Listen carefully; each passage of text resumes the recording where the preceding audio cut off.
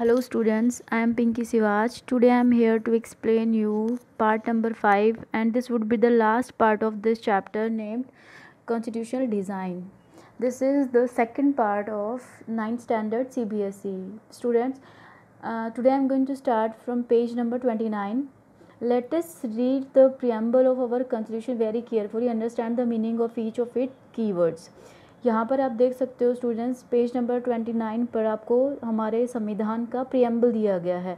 Preamble means प्रस्तावना, कि हमारे ये जितने भी की टर्म्स यहाँ पर दिए गए हैं, ये सारे की टर्म्स हमें ये बताते हैं कि एक्चुअली में हमारा संविधान है क्या, वो किस चीज़ के ऊपर बेसिकली वो डिज़ाइन किया गया है और उसके अंदर कौन सी बातों को या कौन सी मुख्य चीज़ों को उसके अंदर ऐड किया गया है.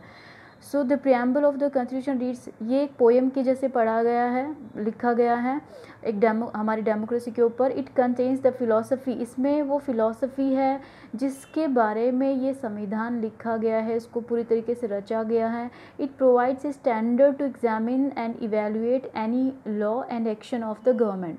ये हमको एक स्टैंडर्ड, एक पैमाना देता है ताकि हम इवेल्युएट कर सकें हमारी गवर्नमेंट के किसी भी कानून को या उसके द्वारा किए गए किसी भी एक्शन को. हम ये जान सके कि वो सही है या गलत, वो हम इससे देख सकते हैं हमारे संविधान के द्वारा. इट इज़ गुड और bad, it is the soul of Indian constitution. और सही तरीके से कहा गया है कि हमारा जो प्रियम्बल है वो हमारे संविधान की आत्मा है.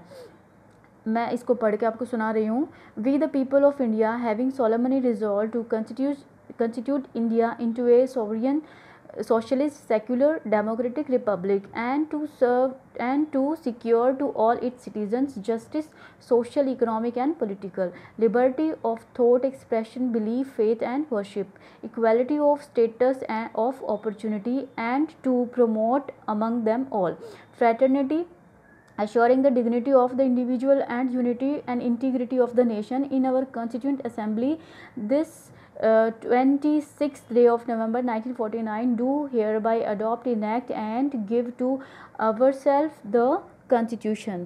इसका हिंदी में मीनिंग मैं आपको समझा रही हूँ. हम भारत के लोग भारत को एक संपूर्ण प्रभुत्व संपन्न, सोवरेन का मतलब होता है प्रभुत्व संपन्न, समाजवादी, सोशलिस्ट और सेक्युलर, पंथ निरपेक्ष यानी कि धर्मनिरपेक्ष, डेमोक्रेटिक रिपब्लिक, लोकतंत्रात्मक गणराज्य बनाने के लिए उसके समस्त नागरिकों को न्याय, जस्टिस हम किस तरीके का देंगे, सामाजिक, आर्थिक और राजनीतिक रूप से सभी नागरिकों को न्याय मिले. फिर लिबर्टी यानी कि स्वतंत्रता मिले. किस किस चीज़ की स्वतंत्रता मिले, अपने थॉट को एक्सप्रेस करने की, बिलीफ की, फेथ की, वर्शिप की, कि कोई भी धर्म हम अपना सकते हैं, किसी तरीके के विश्वास को हम अपना सकते हैं. उसके बाद इक्वालिटी यानी कि समानता हमें किस तरीके से मिले, हम प्रतिष्ठा और अवसर की समता प्राप्त करने के लिए हम सभी को बराबर से अपॉर्चुनिटी मिले, अब सभी नागरिकों को अपने आप को सबके बराबर रखने की हमको इक्वल अपॉर्चुनिटी मिले. फ्रैटर्निटी बंधुत्व, भाईचारा, सब राष्ट्र के सभी जो नागरिक हैं उनकी गरिमा, उन राष्ट्र की एकता, अखंडता बनाने के लिए. Assuring the dignity of individual and unity, सभी नागरिकों के बीच में यूनिटी और इंटीग्रिटी बनी रहे, देश की, नेशन की इंटीग्रिटी और यूनिटी बनी रहे. In our Constituent Assembly this 26th day of November 1949, हम सभी दृढ़ संकल्प होकर अपनी इस संविधान सभा में आज 26 नवंबर 1949 को एक द्वारा इस संविधान को अंगीकृत, अधिनियमित और समर्पित करते हैं. अपने आप को हम ये संविधान दे रहे हैं. तो here you can try to understand each of the keywords of this preamble. सबसे पहले we the people of India किसके बारे में है? We the people of India, जिन लोगों ने इस संविधान को निर्मित किया है. The constitution has been drawn up, enacted by the people through their representatives. यहाँ पर we the people कौन है? जिन प्रतिनिधियों ने या जिन रिप्रेजेंटेटिव्स ने इस संविधान को लिखा है, बनाया है, एनेक्ट किया है, उसके बाद सोवरियन यानी कि संप्रभु, इसका मीनिंग क्या होता है? संप्रभु, people have supreme right to make decision on internal as well as external matters. इसका मीनिंग ये होता है संप्रभुता का कि सब जो व्यक्ति या फिर जो देश अपने फैसले, अपने बड़े फैसले लेने में खुद से आत्मनिर्भर हो, जो अपने अंदरूनी और बाहरी फैसले लेने के लिए किसी दूसरे देश के ऊपर या किसी दूसरे लोगों के ऊपर निर्भर ना करता हो। फिर है socialist, Samajwadi, wealth is generated socially and should be shared equally by society.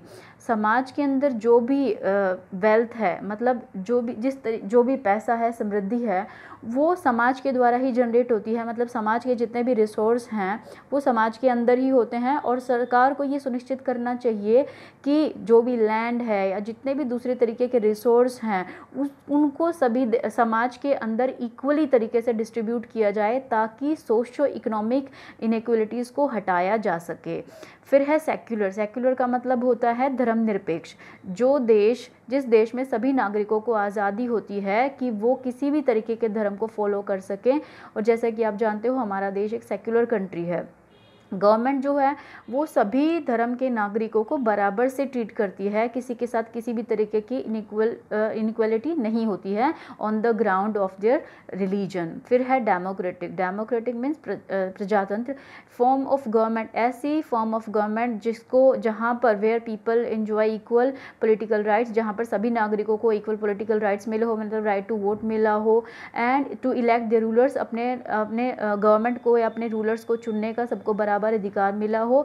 The government is run according to some basic rule, और जिस देश में जो सरकार होती है वो कुछ बेसिक रूल्स के ऊपर चलती है।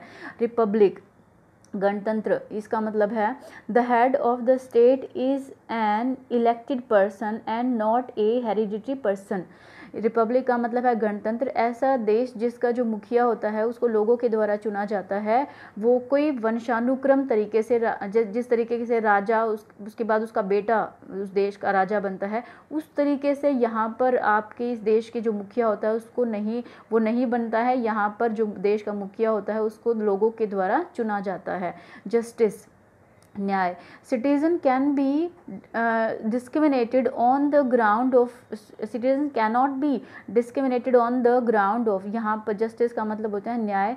किसी भी हमारे देश के जो नागरिक हैं उनके साथ भेदभाव नहीं किया जाएगा, उनके कास्ट के बेस पर, उनके रिलीजन के बेस पर, उनके जेंडर के बेस पर। Social inequalities have to be reduced, government should work for the welfare of all, specially for the disadvantage group.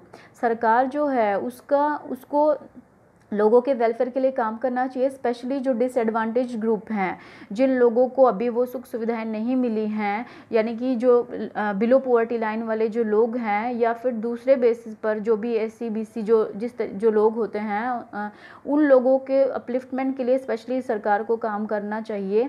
फिर है liberty, there are no unreasonable restrictions on the citizen in what they think. यहाँ पर बिना मतलब कि कोई भी restrictions नहीं लगाई, कोई पाबंदियाँ नहीं लगाई गई हैं नागरिकों को कि वो क्या सोचते हैं, वो किस तरीके से अपने विचारों को एक्सप्रेस करते हैं, and they wish to follow up their thoughts in action, और अपने विचारों को किस तरीके से अमल में लाते हैं, इन बातों के ऊपर किसी भी तरीके की पाबंदी नहीं लगाई जाती। मतलब ये स्वतंत्रता है हम सभी नागरिकों को। Equality, all are equal before the law, सभी व्यक्ति, सभी नागरिक जो हैं वो कानून के सामने बराबर हैं। The traditional social inequalities have to be ended, जो परंपरागत रूप से इनइक्वलिटीज़ चलती आ रही हैं उनको ख़त्म किया जाना चाहिए, जैसे अनटचेबिलिटी जैसी प्रैक्टिस थी हमारे देश में। And the government should ensure equal opportunity for all, और सरकार को सुनिश्चित करना चाहिए कि सभी नागरिकों को बराबर से समानता के अधिकार या अवसर मिले। फ्रैटर्निटी, बंधुत्व, all of us should behave as we are members of the same family, हम सभी नागरिकों को इस तरीके से बिहेव करना चाहिए कि हम एक ही परिवार के सदस्य हैं। No one should treat a fellow citizen as inferior, किसी को भी अपने साथ में रहने वाले किसी नागरिक को किसी भी बेसिस पर उसको इन्फीरियर तरीके से ट्रीट नहीं करना चाहिए। So students, you all are going to write all these keywords and the preamble in your FNB. This would be your homework. Next page, last page of this chapter, page number 30, I think. Constitutional design. A constitution is not merely, here you are going to write, describe about the constitutional design of our constitution.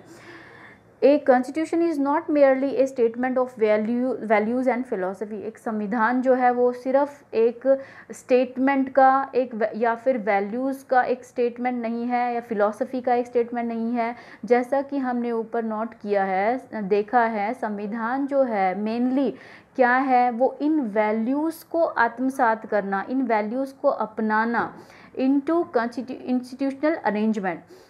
Means कि जो भी values संविधान के अंदर लिखी गई हैं, जिस हिसाब से, जिस दर्शन के हिसाब, जिस फिलॉसफी को दिमाग में रखकर इसको बनाया गया है, उन वैल्यूज़ को या फिर उन रूल्स रेगुलेशन को अलग अलग इंस्टीट्यूशनल अरेंजमेंट्स के अंदर लागू करना, अपनाना. Much of the document called constitution of India is all about these arrangements. ज़्यादातर ये जो हमारा संविधान है ये किस बारे में है, इन अरेंजमेंट्स के बारे में ही है कि किस तरीके से इन अरेंजमेंट को, कि सरकार को चुना कैसे जाना है, लोगों को किस तरीके से उनके अधिकार देने हैं, और जो हमारे न्याय व्यवस्था है वो किस तरीके से काम करेगी. Then it is a very long and detailed document. ये बहुत ही लंबा और डिटेल्ड डॉक्यूमेंट है, सबसे लेंथीएस्ट रिटन डॉक्यूमेंट माना जाता है हमारे संविधान को, इंडिया के कॉन्स्टिट्यूशन को. And then therefore it needs to be amended. It is very long and detailed document, therefore it needs to be amended quite regularly to keep it updated. और ऐसा नहीं कि जब इसको लिख दिया गया है तो वही चीज़ों को हम बार बार फॉलो करते रहेंगे. जब हमारे संविधान लिखा गया था, वर्ल्ड का लेंथीएस्ट रिटन डॉक्यूमेंट है, और उस टाइम पे इसके अंदर 395 आर्टिकल थे, जिसको 22 पार्ट्स में और 8 शेड्यूल्स में डिवाइड किया गया था. लेकिन अब क्योंकि बार बार इसके अंदर अमेंडमेंट होते हैं, तो संविधान जो है अब उसके पास 448 आर्टिकल हैं, जिसको 25 पार्ट्स में बांटा गया है, और जिसके अंदर 12 शेड्यूल्स हैं, जो कि आपको इसमें नहीं दिया गया, मैं वैसे बता रही हूँ. Those who crafted the Indian Constitution felt that it has to be in accordance with people's aspiration and changes in the society. अब हम जो उस समय पर, जो इतने साल पहले जो लिखा गया था, हम उन्हीं चीज़ों को फॉलो करते रहेंगे, और हमारे समाज में जो जो नई चीज़ें ऐड होती रहेंगी, जैसे जैसे समाज बदलता है, लोगों की इच्छाएं, लोगों की ज़रूरतें जो है वो चेंज होती हैं, समाज बदलता है, तो ऑब्वियस सी बात है कि संविधान के अंदर भी चेंजेस लाए जाने चाहिए, क्योंकि जो चीज़ें उस समय पर नहीं थी, उन चीज़ों के ऊपर तो उसके अंदर कानून नहीं बनाए गए थे. तो जैसे जैसे समाज बदलता है, चीज़ें बदलती हैं, तो नई चीज़ों को उसके अंदर ऐड करना पड़ता है. This is called as amendment. तो अमेंडमेंट होते हैं. तो दे सी, उन्होंने इसको, जिन लोगों ने इसको लिखा था, रचा था, they did not see it as a sacred, static and unalterable law. उन्होंने इसको एक इस तरीके से नहीं देखा था कि एक स्टैटिक है, जिसको चेंज ना किया जा सके, ऐसे कानून के तौर पर उन्होंने इसको नहीं लिखा था. सो दे मेड प्रोविजन, इसीलिए उन्होंने ऐसे कुछ प्रावधान रखे थे to incorporate changes from time to time. These changes are called constitutional amendment. उन्होंने इस तरीके से प्रावधान रखे थे ताकि जो भी नए चेंजेस लाए जाएं, उनको इसके अंदर ऐड किया जाए जैसे जैसे समय बदलता जाएगा, और इन्हीं चेंजेस को हम क्या कहते हैं, constitutional amendments. Here you can write the question, what do you mean by constitutional amendment. उसका आंसर अभी आपने पढ़ा. The constitution describes the institutional arrangement in a very legal language. हमारा संविधान जो है वो इंस्टीट्यूशनल अरेंजमेंट, मतलब जो भी संगठन बनाए जाएंगे, मींस जो भी गवर्नमेंट बनाई जाएंगी, या जो दूसरे संगठन, इंस्टीट्यूशन बनाए जाएंगे, जो जिससे हमारा देश चलाया जाएगा, उनको एक बहुत ही लीगल लैंग्वेज में डिस्क्राइब करता है. If you read the constitution for first time, it can be quite difficult to understand. अगर हम पहली बार इसको पढ़ते हैं तो इसको बहुत ही मुश्किल लगेगा इसको समझना. Yet the basic institutional design is not, लेकिन इसका जो बेसिक इंस्टीट्यूशनल डिज़ाइन है वो इतना भी मुश्किल नहीं है कि इसको समझा ना जा सके. लाइक एनी कॉन्स्टिट्यूशन, जैसे कि किसी भी देश का कोई संविधान होता है, वो एक बेसिक प्रोसीजर बताता है. सबसे पहला कि किस तरीके से for choosing persons to govern the country, सबसे पहले तो वो कुछ बेसिक प्रावधान लिखे जाएंगे इसके अंदर, वो कुछ गाइडलाइन लिखी जाएंगी कि जिनके बेसिस पर हम उन व्यक्तियों को चुनेंगे जो हमारे देश को हमारे लिए चलाएंगे. मीन्स किस तरीके से सरकार को चुना जाएगा। इट डिफाइंस, फिर क्या बताता है, it defines who will have how much power, कि किसको कितनी शक्तियाँ मिलेंगी और कौन किस तरीके के फैसले ले सकता है। जैसे कि जुडिशरी है, उसकी अलग शक्तियां हैं, जो हमारी लेजिस्लेशन होता है, जो हमारी विधायिका होती है, जो कानून बनाती है हमारे लिए, उसके अलग पावर्स होती हैं। तो and it put limits to what the government can do by providing some rights to the citizen and that can not be violated. और हमें ये भी बताता है, इट डिफाइंस कि किसके हाथों में कितनी शक्ति होगी। और सरकार, ऐसा नहीं कि अगर हमने सरकार को चुन दिया तो अब उसके हाथ में सब कुछ है, वही जो मर्जी फैसले ले सकती है और अपने हिसाब से कुछ भी कर सकते हैं, ऐसा नहीं हो सकता। ये सरकार के ऊपर भी लिमिट्स लगाता है ताकि हम जो सिटीज़न हैं, हमारे जो बेसिक राइट हमको दिए गए हैं, हमारे 6 फंडामेंटल राइट्स जो हमें दिए गए हैं, उनको किसी भी तरीके से वॉयलेट ना, उनका किसी भी तरीके से हनन ना किया जा सके। The remaining 3 chapters in this book are about these 3 aspect of working of Indian constitution. जो इस बुक के नेक्स्ट 3 चैप्टर्स हैं वो इसके बारे में ही हैं कि किस तरीके से संविधान काम करता है। We shall look at the some key constitutional provision in each chapter. हम कुछ की कॉन्स्टिट्यूशनल प्रोविजन के बारे में, हमारे संविधानिक प्रावधान के बारे में हर एक चैप्टर में पढ़ेंगे कि वो किस तरीके से हमारे देश की डेमोक्रेटिक पॉलिटिक्स में अपनाए गए हैं। But this text book will not cover, लेकिन हमारे इंस्टीट्यूशनल डिज़ाइन के सभी बेसिक फीचर्स को ये कवर नहीं करती है। Some other aspect will be covered in your text book next year. ज़्यादा इसके बारे में डीपली जो है वो आप नेक्स्ट ईयर 10th में पढ़ने वाले हो। यहाँ पर आपको इसमें कीवर्ड्स दिए गए हैं। So you all are going to write all these keywords in your FNBs as your homework. That's it in this chapter. Thank you.